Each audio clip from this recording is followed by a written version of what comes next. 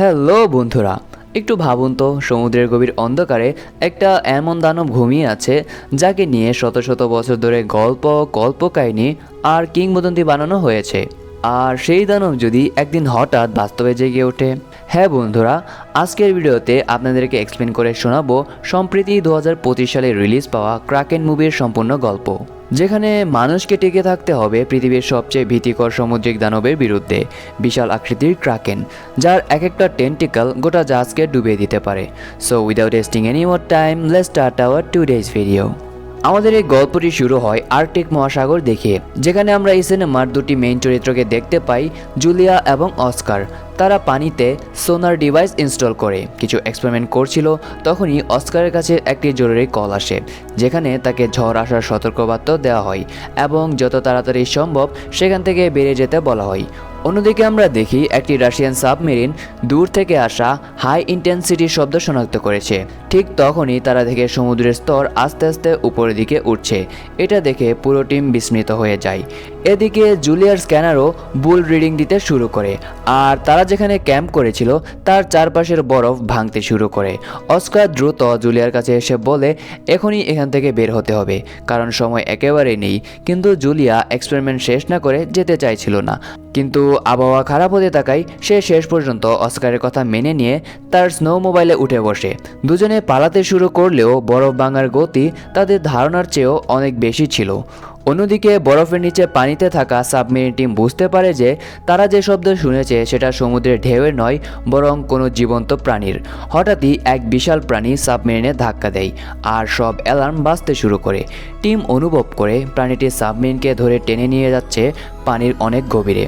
অন্যদিকে জুলিয়ার অস্কারও প্রাণ বাঁচিয়ে পালানোর চেষ্টা করছিল, কারণ তাদের পেছনে বরফ ভাঙতে ভাঙতে এগিয়ে আসছিল। হঠাৎ অস্কার দেখে সামনে এক বিশাল বরফ ঝড় উঠছে। ভয়ে সে নিয়ন্ত্রণ হারিয়ে স্নো মোবাইল বরফের দেয়ালে ধাক্কা খেয়ে বিস্ফোরিত হয় এবং তারা পিছনে তাকিয়ে দেখতে পায় তাদের পুরো ক্যাম্প ঝড়ে ধ্বংস হয়ে যায়। আর এইদিকে পানির নিচে ক্রমাগত সাবমেরিনে আক্রমণ হচ্ছিল। আর ঠিক সেই মুহূর্তে তারা আলোতে বিশাল কিছু টেন্টিকল দেখতে পায়। কিছু বোঝার আগেই প্রাণীটি আবার আক্রমণ করে সাবমেরিন ধ্বংস করে দেয়। তবে ডোবার আগেই ক্যাপ্টেন টিমকে জরুরি সিগন্যাল ছেড়ে দিতে বলেন, যাতে নেভি তাদের খুঁজে নিতে পারে। পরের দিন রাশিয়ান মেরিন হেডকোয়ার্টারে সেই সিগন্যাল পায় এবং তারা বুঝতে পারে সাবমেরিনটি নিখোঁজ। এটা শুনেই অফিসাররা চিন্তিত হয়ে পড়ে, কারণ সেই সাবমেরিনে ছিল ভয়ঙ্কর শক্তিশালী অস্ত্র। তাই তারা অস্ত্র উদ্ধার করতে এক উদ্ধারকারী টিম পাঠানোর সিদ্ধান্ত নেয়, যার লিডার হয় ভিক্টর। সে ছিল নিখোঁজ ক্যাপ্টেনের ভাই। ভিক্টর প্রথমে যদিও একটু ভয় পাচ্ছিল, শেষমেশ তার মা তার বাবার গড়ি দিয়ে তাকে শুভকামনা জানায় এবং ভিক্টরের মনে তখন একটু সাহস জোগে। এরপর ভিক্টর তার টিমকে নিয়ে মিশনে বের হলে তার বাবার পুরনো বন্ধু গভীর প্রকৃতির অ্যাডমিরাল আলশানিস্কিও টিমে যোগ দেন। সাবমেরিনে ঢুকতেই ভিক্টরের টিম অভিযোগ করতে থাকে কেন তাদের ছুটি ভেঙে ডাকা হয়েছে। ভিক্টর তখন কিছু না বলে চুপ থাকে। এদিকে জুলিয়া আর অস্কার জ্বরে ঘুরে বেড়াচ্ছিল। তারা সেই বরফের মধ্যে দিয়ে যখন হাঁটছিল, হঠাৎ জুলিয়া প্রায় এক গভীর খাদের মধ্যে পড়ে যাচ্ছিল। তখন অস্কার কোনোভাবে তাকে বাঁচিয়ে নেয়। ফোন চেক করে তারা দেখে সিগন্যাল এসেছে। জুলিয়া তাড়াতাড়ি এক অয়েল রিগ কোম্পানির সাথে যোগাযোগ করে, কিন্তু ঝড়ের শব্দে ওরা কিছুই বুঝতে পারে না। আর কয়েক সেকেন্ড পরেই সিগন্যাল লস হওয়ার কারণে কলটি কেটে যায়। অস্কার তখন শেষ আশা হিসেবে তার কাছে থাকা একটা ফ্লেয়ার গান উপরের দিকে ছুঁড়ে। হঠাৎই জুলিয়া দেখতে পায় বরফের উপরে লাল এক ধরনের আলো জ্বলছে। কাছে গিয়ে বোঝা যায় এটি সেই জরুরি সিগন্যাল যা নিখোঁজ সাবমেরিনের ক্যাপ্টেন ছেড়েছিল। ওরা তখন বুঝতে পারে যে হয়তো এই সিগন্যাল অনুসরণ করে রাশিয়ান সেনারা সেখানে আসবেই। সেই কারণে তারা সেখানেই বসার সিদ্ধান্ত নেয়, যতক্ষণ পর্যন্ত রাশিয়ান সেনারা সেখানে এসে তাদেরকে উদ্ধার না করছে। অন্যদিকে আমরা দেখতে পাই ভিক্টরের সাবমেরিনও কয়েক ঘন্টা পাড়ি দিয়ে সেই জায়গায় পৌঁছায় যেখানে সাবমেরিনটি নিখোঁজ হয়েছিল। ইমার্জেন্সি সিগন্যালের লোকেশনও তারা পায়, কিন্তু সেখানে তারা সাবমেরিন খুঁজে পায় না। তারা যখন তাদের সাবমেরিনটি নিয়ে সামনের দিকে এগিয়ে যাচ্ছিল, হঠাৎই তারা তাদের রাডারে এক ধরনের অদ্ভুত সিগন্যাল ধরে। সেটা আসলে ছিল একটি তিমির দল, যারা বারবার সাবমেরিনে ধাক্কা দিচ্ছিল, যেন তারা সেই সাবমেরিনটিকে সামনের দিকে এগোতে বাধা দিচ্ছে। কিন্তু অ্যাডমিরাল আলসানস্কি তাদের তাড়াতে লো ফ্রিকোয়েন্সি সিগন্যাল ছাড়ার আদেশ দেন। ভিক্টর এটাতে আপত্তি জানালেও তার কথা শোনা হয় না। সিগন্যাল ছাড়তে সব তিমি সেখান থেকে পালিয়ে যায়, কিন্তু আবারও ফিরে আসে। ঠিক তখনই সমুদ্রের গভীর থেকে আরেকটা সিগন্যাল পাওয়া যায়, আর তিমিগুলো একে একে দূরে সরে যেতে শুরু করে। সেই শিপে থাকা সকল ক্রু সদস্যরা বিস্মিত হয়ে দেখে এক বিশাল প্রাণী এক ঝটকায় তিমির শিকার করে ফেলে এবং তাদের সাবমেরিনের দিকে এগিয়ে আসে। অ্যাডমিরাল আক্রমণের আদেশ দেন, কিন্তু ভিক্টর তাকে থামিয়ে দেয়। সে সাবমেরিনকে এক বরফের ফাটলের ভিতরে লুকাতে বলে। সে বলে যে যদি এটি কোনো প্রাণী বা কোনো শত্রুপক্ষের সাবমেরিনও হয়ে থাকে তাহলে তারা সেখানে আমাদেরকে দেখতে পাবে না এবং সেই পর্যন্ত ঢুকতে পাবে না। এবং ভিক্টরের অনুমান ঠিকই ছিল, সেই অজানা শত্রু সেখানে ঢুকতে পারেনি। এভাবে ভিক্টরের এক সিদ্ধান্তে সবাই এবারের মতো বেঁচে যায়। এরপর তারা সিদ্ধান্ত নেয় যে তারা এখন সমুদ্রের উপরে উঠবে, অর্থাৎ বরফ ভেঙে তারা সারফেসে যাবে। তারা যখন বরফ ভেঙে সারফেসে উঠে তখনই তারা সেখানে জুলিয়া এবং অস্কারকে খুঁজে পায়। তাদের অবস্থা খুবই খারাপ ছিল, তাই ভিক্টর দ্রুত তাদের সাবমেরিনে নিয়ে যায় এবং এরপর সে জুলিয়া এবং অস্কারকে তার ভাইয়ের সাবমেরিনে কী হয়েছিল সেটা জানতে চায়। কিন্তু জুলিয়ার কাছেও এর কোনো উত্তর ছিল না। সে শুধু বলে, প্রথমে আমরা মনে করেছিলাম আমাদের সোনার ডিভাইসের বিস্ফোরণেই সমুদ্রে ভূমিকম্প হয়েছিল, কিন্তু আমার যন্ত্রপাতি পরীক্ষা করে দেখি সেদিন কোনো ডিভাইসই ভূমিকম্প রেকর্ড করেনি। তখন জুলিয়ার বিশ্বাস হয় এত বড় নড়াচড়া ভূমিকম্পের নয়, বরং সমুদ্রে কোনো পানির কারণে হয়েছে। এটা শুনে ভিক্টরেরও মনে হতে থাকে যে কিছুক্ষণ আগে তাদের সাবমেরিনে যেই বস্তুটি ফলো করেছিল সেটি হয়তো কোনো শত্রুপক্ষের সাবমেরিন নয়, বরং কোনো জীবন্ত প্রাণী। এবং জুলিয়ার গল্প শুনে ভিক্টর নিশ্চিত হয় এটাই সেই প্রাণী যে বরফ ভেঙে তার ভাইয়ের সাবমেরিন ধ্বংস করেছে। এখানে আমরা দেখতে পাই জুলিয়া তাদের সাথে থেকে অনেক ভয় পাচ্ছিল, কারণ সে ছোটবেলা থেকে সমুদ্রের দানবে বিশ্বাস করত। তাই সে ভিক্টরকে অনুরোধ করে যাতে তাকে আর অস্কারকে সেই অয়েল রিগ কোম্পানিতে পৌঁছে দেয়। এরপর সেখান থেকে তারা কোনো একটি সুরক্ষিত জায়গায় পৌঁছে যাবে। ভিক্টর লোকেশন চেক করে দেখে সেই অয়েল রিগ কোম্পানিটি এখান থেকে বেশি দূরে নয়, তাই সে ওদের সেখানে নিয়ে যাওয়ার জন্য যাত্রা শুরু করে। কিন্তু মাঝপথে আবারও স্ক্রিনে সেই অদ্ভুত সিগন্যাল ধরা পড়ে। তারা টের পায় না প্রাণীটি এবার মাটির নিচ দিয়ে ধীরে ধীরে তাদের দিকে আসছে। তারা যখন রিগ কোম্পানির কাছে পৌঁছে যোগাযোগ করার চেষ্টা করছে, হঠাৎ সমুদ্র বিক্ষুব্ধ হয়ে ওঠে।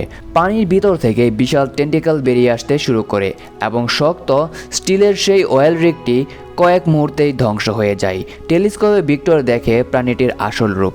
এটি আসলে এক বিশাল অক্টোপাস, যাকে প্রাগৈতিহাসিক ক্রাকেন হিসেবে মানা হয়। ভিক্টর সেই দৃশ্যটিকে পুরো সাবমেরিনের স্ক্রিনেও চালু করে দিয়েছিল, যেটা পুরো ক্রু মেম্বাররাও একদম লাইভ দেখতে পাচ্ছিল এবং এটা দেখে তাদের মুখ একদম হতবাক হয়ে যায়। সেই অয়েল রিগ কোম্পানিটি সম্পূর্ণ ডুবে যায় এবং ওদের পালানো ছাড়া আর কোনো পথ থাকে না। সেই ক্রাকেনটি ওই অয়েল রিগ কোম্পানিটিকে ধ্বংস করার পর এবার তাদের সাবমেরিনের দিকে এগোতে থাকে। অ্যাডমিরাল তখন ভিক্টরের উপর ক্ষিপ্ত হয়ে যায়, কারণ সে সকল ক্রু মেম্বারদেরকে এই দৃশ্য দেখিয়েছে, যার ফলে সকল ক্রু মেম্বাররা নিজেদের মনোবল হারিয়ে ফেলেছে।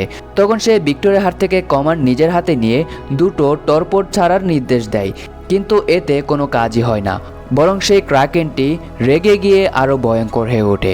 আমরা দেখতে পাই সেই ক্রাকেনটি দ্রুত সাবমেরিনের দিকে ধেয়ে আসছে, আর এবার ভয়ে অ্যাডমিরাল আবার কমান্ড ভিক্টরের হাতে ফিরিয়ে দেয়।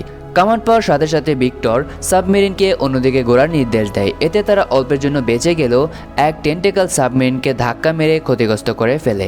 সাবমেরিন ডুবতে শুরু করে। টর্পিডো রুমে আগুন ধরে যায় এবং 7 জন সেখানে আটকা পড়ে। প্রাণীটি তাদের সেই সাবমেরিনটিকে আরও নিচে ডুবাতে চায়, চারদিক থেকে ঘিরেও ফেলে।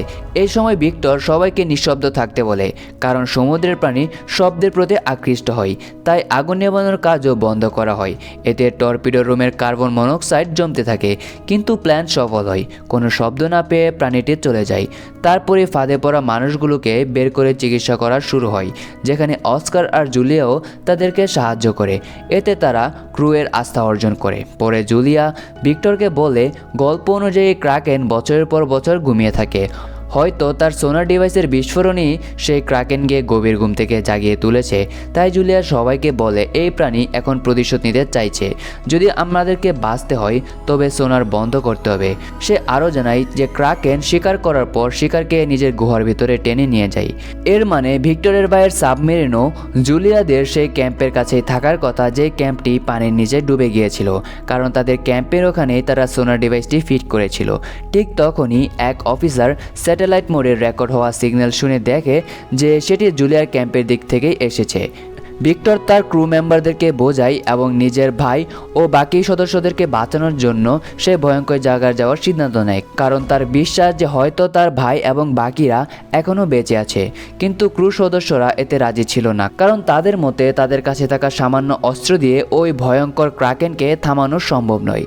তাই যত তাড়াতাড়ি সম্ভব সেখান থেকে চলে যাওয়াই ভালো। কিন্তু ভিক্টর ক্যাপ্টেন হিসেবে দায়িত্ব এড়াতে চায়নি, তাই সবার আপত্তি সত্ত্বেও সে সাবমেরিন খুঁজে বেড়ায় এবং না চাইলেও বাকিরাও তার সঙ্গে যেতে বাধ্য হয়। তারা পৌঁছে যায় এক ভয়ঙ্কর খাদের কাছে, যেখানে নামতে ভিক্টর একটি মিনি সাবমেরিন ব্যবহার করে।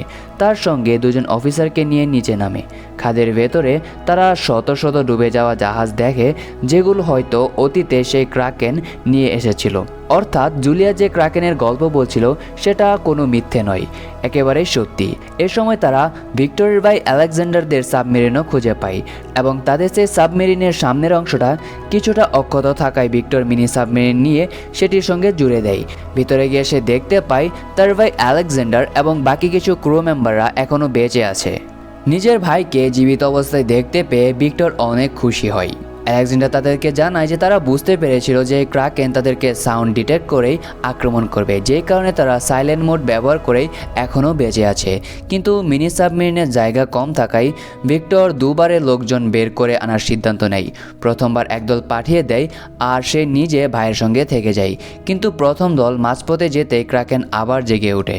ভিক্টর আলেকজান্ডার বিশেষ মিসাইল চালু করার চেষ্টা করে। বহু কষ্টে কম্পিউটার চালু হয় এবং মিসাইল অ্যাক্টিভেট হয়, কিন্তু তখনই মিনি সাবমেরিনের এক ট্র্যাকার ভুল করে চালু হয়ে যায়। তার শব্দে আকৃষ্ট হয়ে ক্রাকেন সেটার দিকে ছুটে যায়। এই ফাঁকে অ্যাডমিরাল আলসানাসকে সুযোগ নিয়ে মেইন সাবমেরিনকে উপরের দিকে তুলতে আদেশ দেয়।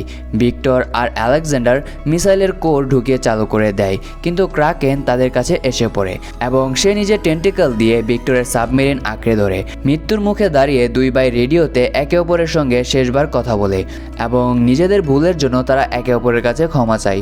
তবুও তারা হাল ছাড়ে না এবং একসঙ্গে সুইচ টিপে এক প্রচণ্ড বিস্ফোরণ ঘটায়। বিস্ফোরণের ফলে ক্রাকেন ছিন্ন ভিন্ন হয়ে মারা যায়। তবে এই দিকে সাবমেরিনে পানি ঢুকতে শুরু করে। দুই ভাই মিনি সাবমেরিনের দিকে ছুটে যায়, কিন্তু এক প্রবল ঢেউয়ে তারা আলাদা হয়ে যায়। ভিক্টর শেষ মুহূর্তে আলেকজান্ডারের হাত ধরে তাকে নিয়ে মিনি সাবমেরিনে ঢুকতে সক্ষম হয়, কিন্তু সমস্যা হয় মিনি সাবমেরিনের মূল জাহাজ থেকে আলাদা হতে পারছিল না আর মিসাইল কয়েক সেকেন্ডের মধ্যেই বিস্ফোরিত হবে। এই কঠিন পরিস্থিতিতে ভিক্টরের মনে পড়ে এমার্জেন্সি লিভারের কথা। সে প্রাণপণ টেনে ধরে আর ঠিক বিস্ফোরণের আগেই মিনি সাবমেরিনটি সেই ধ্বংসাত্মক সাবমেরিনের থেকে আলাদা হয়ে যায়। পানির নিচে অ্যাডমিরাল এবং তার পুরো ক্রু তাদের অপেক্ষা করছিল।